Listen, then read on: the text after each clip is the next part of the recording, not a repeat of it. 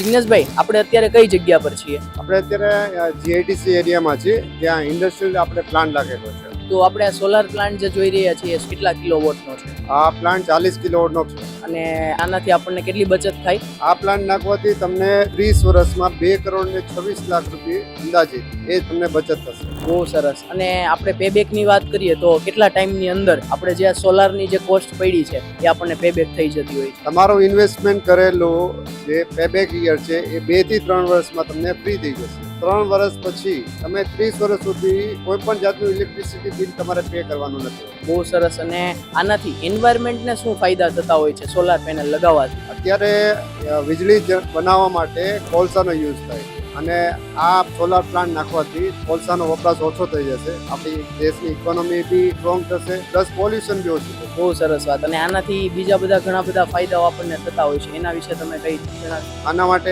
તમે સમજો કે તમારા બિઝનેસમાં જે પ્રોડક્શન કોસ્ટ છે અને માર્કેટમાં કોમ્પિટિશન આજના દિવસમાં બહુ વધી છે, તો આના ઇલેક્ટ્રિસિટી બિલના હર વર્ષે તમારો એક્સપેન્સ વધતો જાય છે. તો આ પ્લાન્ટ નાખ્યા પછી તમારો એ એક્સપેન્સ ઉપર તમારે બ્રેક લાગી જશે, જેથી તમે સામે કોમ્પિટિટરોને ઓછા રેટમાં તમે તમારી પ્રોડક્ટ તમે આપી શકશો.